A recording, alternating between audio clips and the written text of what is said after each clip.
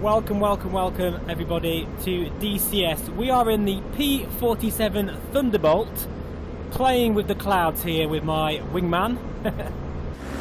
Here we go. In fact, where is he? There he is. Oh, listen to that. One more.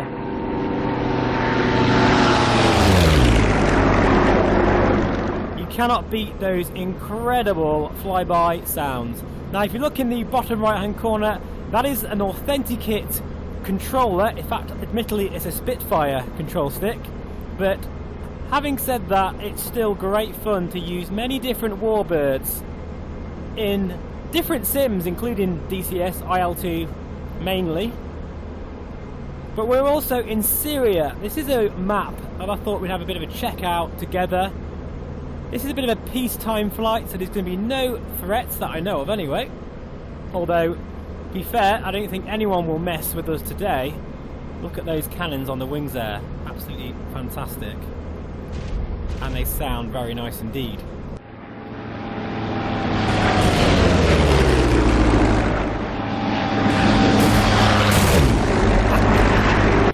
Wow, they do sound amazing. But no, we're not going to be using our guns today. Not in anger anyway.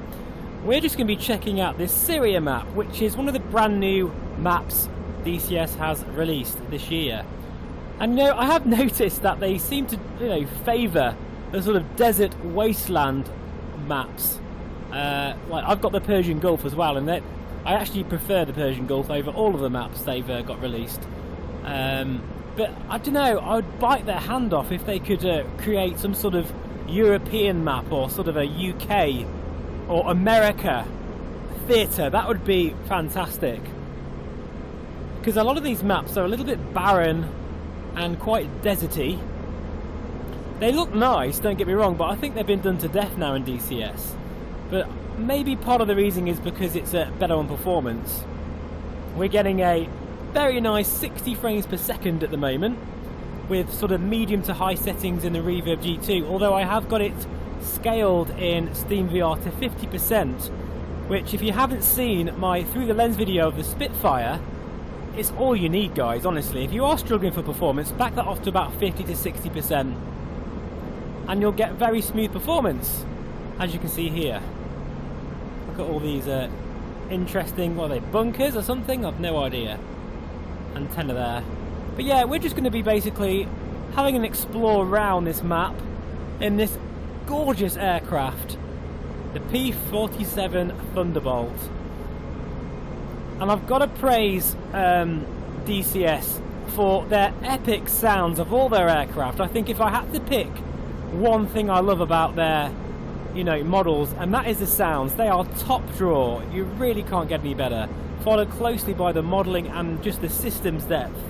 I know they're a little bit expensive, but honestly they are totally worth it, especially if you are a proper DCS fan. Right, anyway, another flyby view is in order, I think.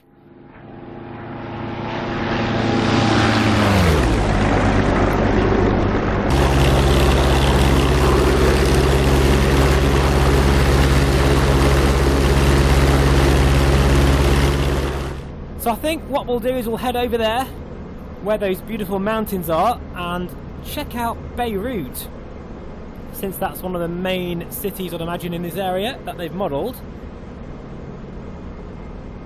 I don't know, guys, though, I do feel, and please feel free to disagree with me, I do think some of their maps are a little bit overpriced.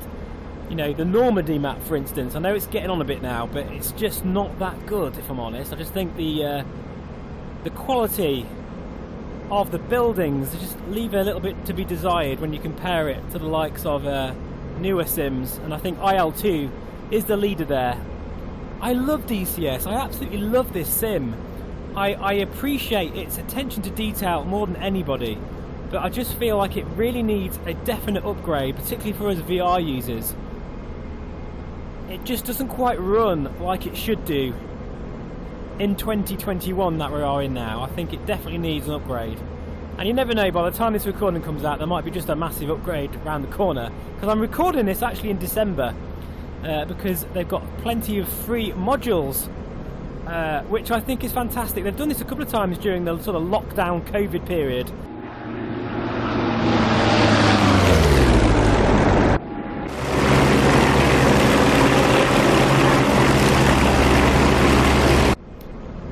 as you can see, we are using the Spitfire replica fighter stick. If you're not sure where this has come from, I'll leave a link in the description below of my first video and all the information you need to know. But basically, it's a guy called Phil who has got this fantastic vision to basically bring, I guess, freeware sort of flight controls that you can make at home to the community, which is incredible.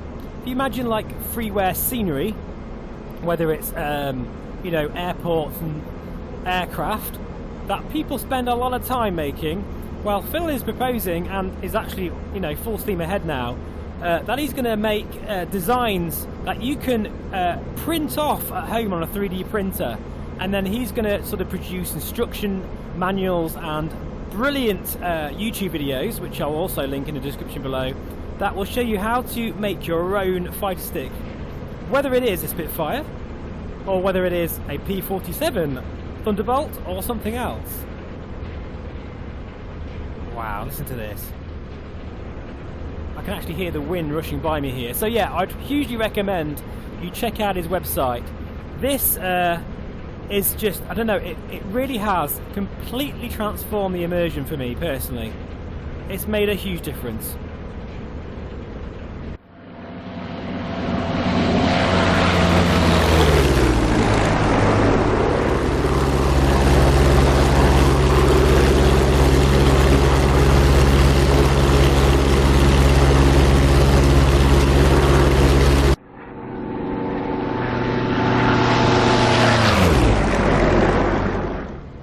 So as I'm looking around here, I can see that the terrain is starting to change. We've got a bit of greenery here.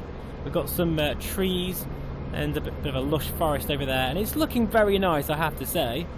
But you know, nothing new from what we've seen before in DCS. Certainly a great theatre and playground for all of your DCS adventures. Look at this, like a massive gorge, this bit. Wow, very nice indeed. I guess really, I think Microsoft Flight Simulator, even though I know this is a completely different genre, has really shown us what is possible, you know, in this day and age in terms of sort of the visual fidelity and what you can, you know, really get away with modern hardware. And I just feel like sims like DCS, I don't want them being left behind. Look at that for a road, that looks like a lot of fun. I'd love to take the FGR around there. Look at that. Nice. Oh, this stick is so nice. You know, often in fact, a lot of real-world pilots have said this as well. That trimming the aircraft and keeping it fairly stable is actually harder in a flight sim than it is in real life. I have to say that having this fighter stick and its sort of wide range of movement with its axes, I don't really have to think about staying level. I just am level, and because I can feel just by touching it and sort of like very small movements that I'm making without even thinking about it, just like you would in the real thing. Now, I have flown quite a bit in real life, and this reminds me of that feeling where you're not constantly fighting the aircraft to stay level. I don't have to worry about it. There's more movement available.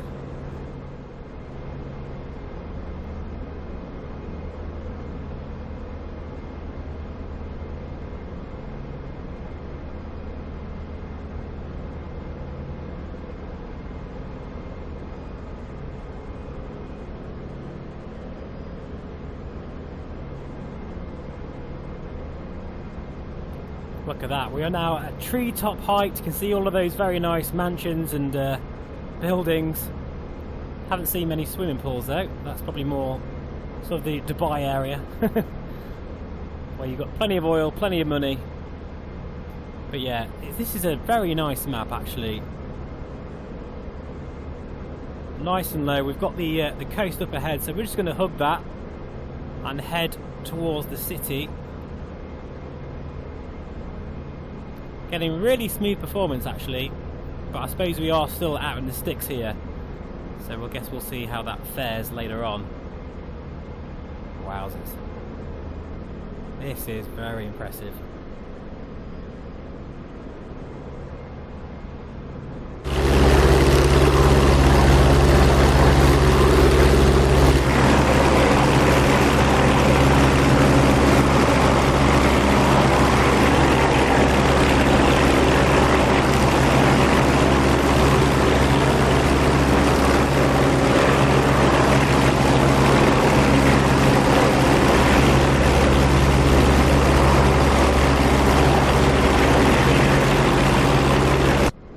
just picture it now, doing a wing over and then heading towards a convoy, strafing them with my rockets.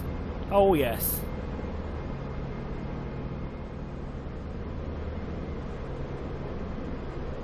This is nicely modelled.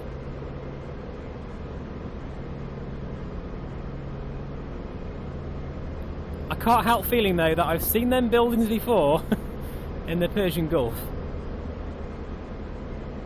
Not all of them, I think some of them are bespoke and custom, but it's just that same kind of colour palette that they use and same assets. I don't know, for a 40 odd pound map I'd want a bit more.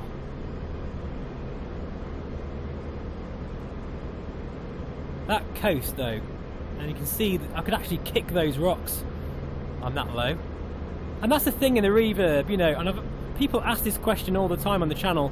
Can I see far out? Can I see the buildings? Yes, don't worry about it. Honestly, you can see everything. It's not just about the clarity of the gauges and the instruments, but when you're looking outside of the cockpit, I can see cars, and I can even see what colour they are. I can see the windscreens, and, you know, just every detail you can pick out.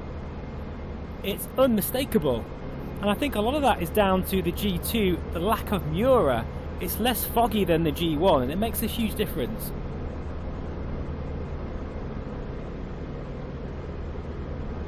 And of course, you know, in a combat sim like DCS, although we're not doing combat today, that will come very soon, by the way, in this aircraft. That will be the next video, hopefully.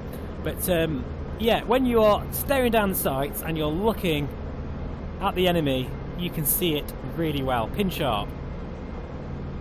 Some people are struggling with this sweet spot. I don't really know what's going on there, whether there's a possibility that the lens design, or maybe there's a bit of a variation in the lens design and how they're being manufactured. I'm not quite sure, but you know, from my previous Spitfire through the lens video, which I'll link in the description below as well if I remember, and if I don't, just tell me and I will. You can quite clearly see, even from my phone, that this sweet spot is quite, it's not massive, but it's a huge improvement over what we had before. I do feel though that because of that clarity in that 4K image, that you do notice when it tapers off more than say other headsets like the Rift S and the Index and the CV1. You know, you don't notice it taper off so much because it's already a bit blurry and not that amazing, but when you've got that real clear view right in front of you, then maybe you can see it more when it starts to blur. It's the only way I can think it could be. Get the case, guys. I don't really know, but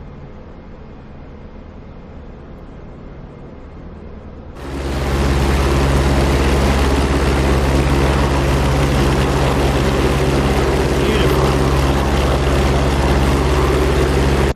You can't beat the water effects as well in DCS.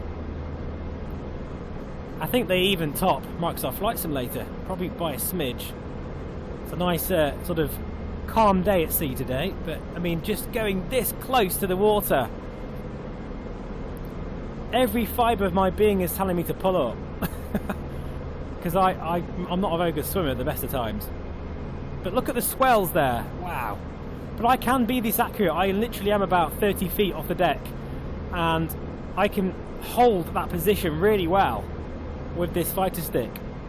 My wing is almost clipping the water there. That is gorgeous. But let's not tempt fate too much here. And we'll pull up. This aircraft feels quite heavy compared to what I'm used to with the Spitfire. Again, that's due to the excellent flight modelling in DCS.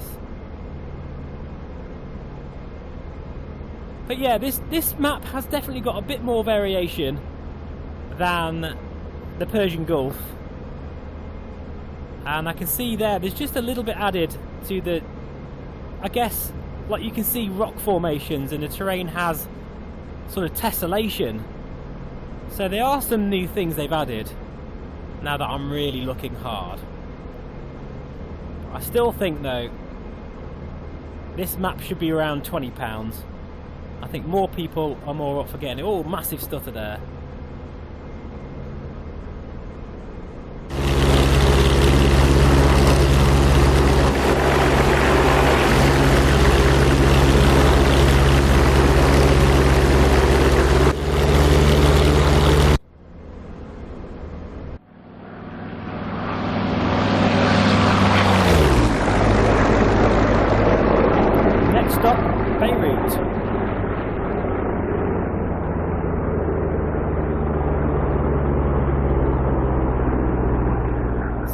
Do you know, actually, if you're wondering how long I've been flying now, it's been about an hour and 20 minutes. But I'm going to edit this video, so don't worry guys, I can't imagine this being any longer than about 20 minutes. Look at that, look at the sun, the way it's casting its rays over the sea there. That is absolutely stunning. Oh God, honestly. If you'd have told me 10 years ago I'd be doing this and experiencing something like this, I'd be laughing my head off. Be like, yeah right, no chance. Flying in my own P47 in VR in a 4K headset and it being inside the world and having this kind of quality.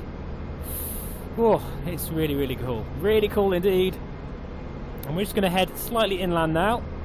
I want to see what the detail is like in this area and whether we get any performance drops. I think we'll end up landing, I guess that's the international airport there I can see in front of us. I can already see the Pappy lights. No problem there at all, thanks to the reverb. And yeah, those houses and those buildings are definitely bespoke. But there is quite a number of different buildings that I've seen these in the Persian Gulf map loads of times. I've spent many hours in that map, trust me. Still getting a nice smooth, I'm guessing around 45-50 frames per second. It certainly feels fine.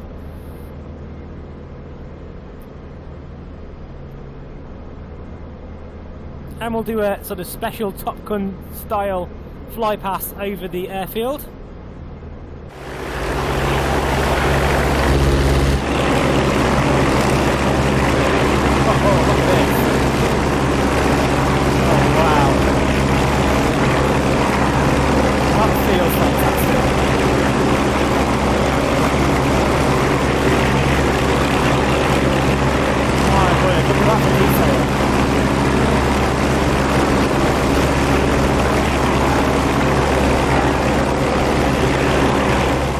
Out crazy amount of detail here. There's buildings everywhere. I've got to say though, performance has definitely suffered.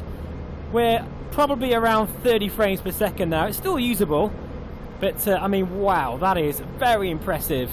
It was quite funny actually because Melissa didn't realise I was recording and she gave me a cup of tea and I kind of pointed at her and I think I nearly knocked her out, so apologies for that. But yeah, the joys of VR, I tell you that. But yeah, this is really nice actually. And yeah, wow, have a look at this over here. It looks like some docks, plenty of crates there. Looks like business is good in this part of the world. And we'll go outside again. Oh guys, we're going to do the view there. Look at that. Oh, very nice.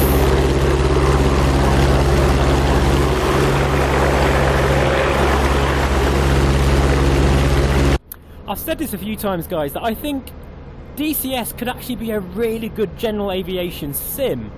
And you know, there's many times where I'll just fire at DCS and just fly about, you know, because the aircraft are so, I mean, you know, people hate this word, but they are study level. They really are, and because of that, you can use this as a sort of just a general flight sim. That is quite spectacular there with my little wingman in sort of loose formation. Actually, this is really smooth. I think we're about getting it to about 45 frames again now.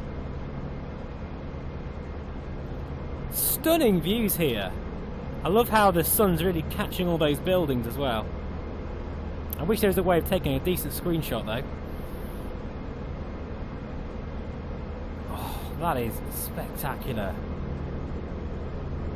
Should we go for a loop over the city? Do you think am I brave enough to try that?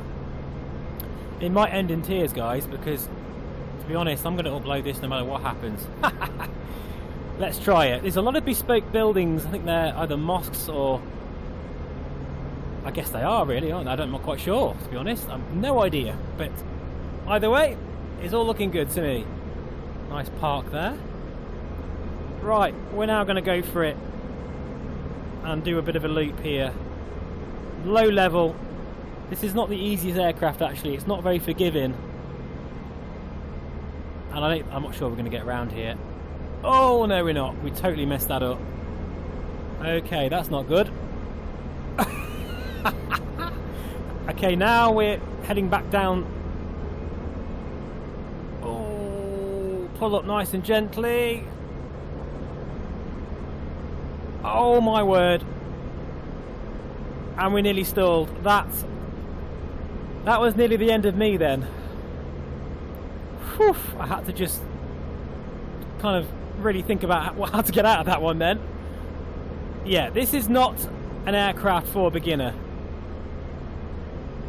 I think we're now going to be in trouble with the FAA for that one, or whatever the equivalent of the FAA is in this part of the world. But notice how I was able to recover that with the Authenticate fighter control stick, and I wasn't yanking it from side to side. I was letting the aircraft, seeing what it was doing, let the nose drop, build up some speed, and we had just enough altitude, and I mean just enough, to be able to get out of that alive.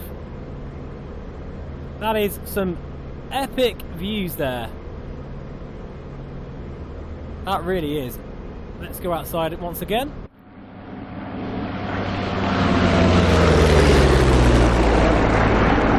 Oh, look at that actually. A nice rock formation there. Oh yes. That is a scene from a film, literally, with the haze there as well of the city. Is that like a smog effect? I'm not quite sure, but that looks really convincing to me. Well, I've got to say, I'm really impressed with this map. It's definitely up there with the Persian Gulf. Still think, though, from my point of view, it's just a little bit pricey. Oh, look at that. Look at that amazing church there and that mosque. Or cathedral. That is gorgeously modelled. And as I say, as I mentioned before, in the Reverb G2 you can really pick out all the details there. Oh yeah. You see the light bloom there off the blade. Anyway, that's enough shenanigans for one video, I think. I hope you enjoyed it. We're now going to come in for landing. And yeah, absolutely love it. Fantastic. So yeah, remember guys, check out authenticate.org. All that will be in the description below. I would not fly without this stick anymore. Just absolutely no way. And even though this is specifically made for the Spitfire, as you can see, it works perfectly well in all of your combat sort of World War II era fighter aircraft. You don't need to make one for every single aircraft you own. Unless, of course, you've got plenty of time and plenty of space, which I don't have. Either of those things. So we're going to come in for a bit of a low pass here and come in for a landing. Thank you so much for watching, guys. Really do appreciate it. And don't crash now, Steve. My God, that was close. The tower at the end of the runway. And we'll come in and brake for a landing. Fantastic.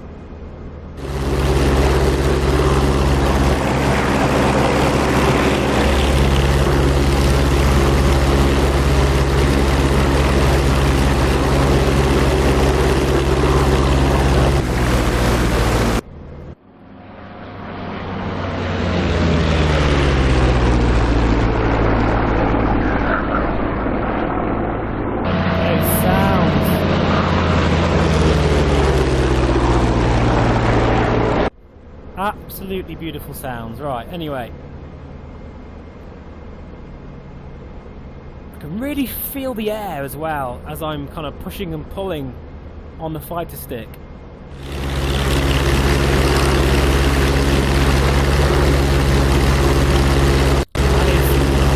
That is a beautiful scene. That's the clunk of the gear.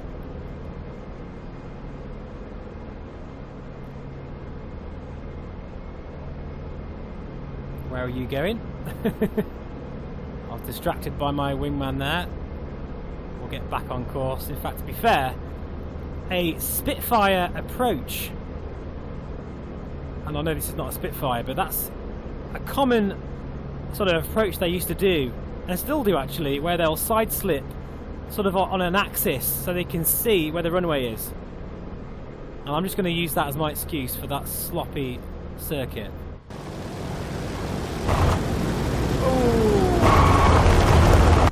That was a bit hard. I think I might have blown a tyre actually. Not quite sure. No, I thought I did. It's the wheel brake, which I'm using here. So guys, thank you so much for watching this video, a tour around Syria, one of their DCS's brand new maps in the P47 Thunderbolt. What a beautiful aircraft this is. Definitely worth a purchase, and I'll see you again very soon. Bye bye for now.